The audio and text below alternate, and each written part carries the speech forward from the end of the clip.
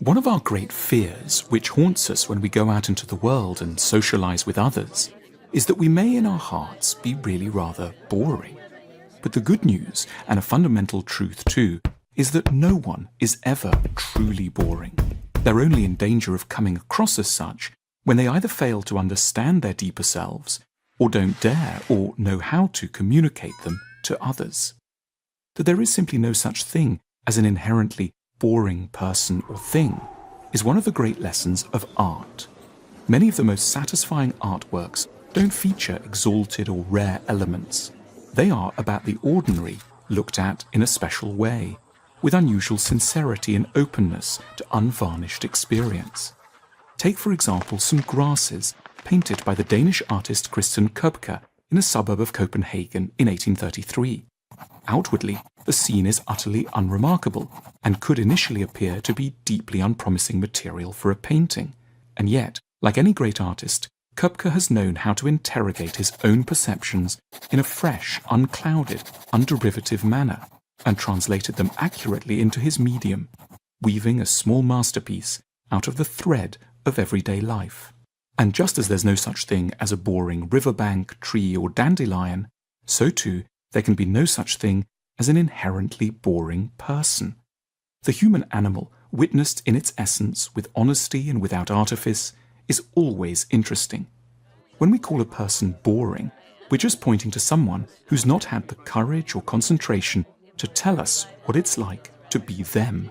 By contrast, we invariably prove compelling when we succeed in saying how and what we truly desire, envy, regret, mourn, and dream. Anyone who faithfully recuperates the real data on what it's like to exist is guaranteed to have material with which to captivate others. The interesting person isn't someone to whom obviously and outwardly interesting things have happened, someone who's traveled the world, met important dignitaries, or been present at large geopolitical events. Nor is it someone who speaks in learned terms about the weighty themes of culture, history, or science.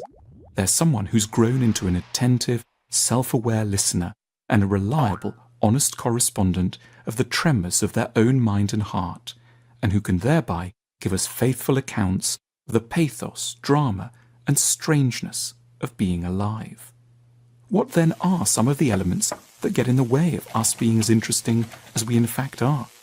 Firstly, and most crucially, we bore when we lose faith that it really could be our feelings that would stand the best chance of interesting others. Out of modesty and habit, we push some of our most interesting perceptions to one side in order to follow respectable but dead conventions of what might impress.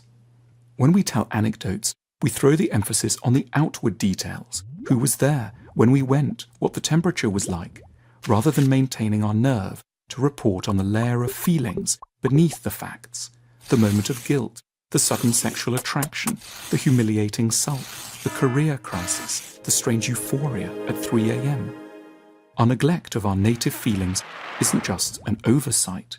It can be a deliberate strategy to keep our minds away from realizations that threaten our ideas of dignity and normality.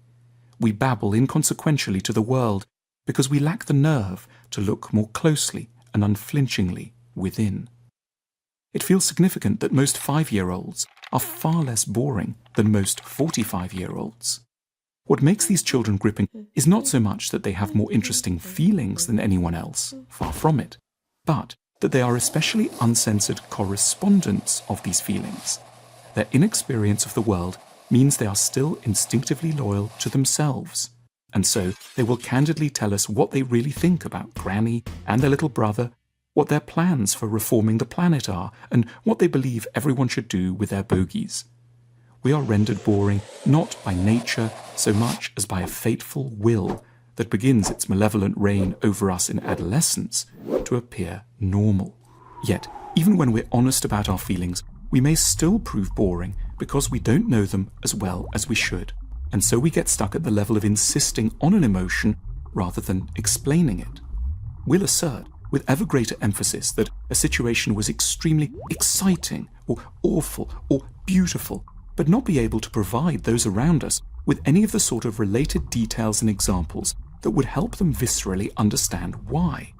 We can end up boring not so much because we don't want to share our lives, as because we don't yet know them well enough to do so. Fortunately, the gift of being interesting is neither exclusive nor reliant on exceptional talent.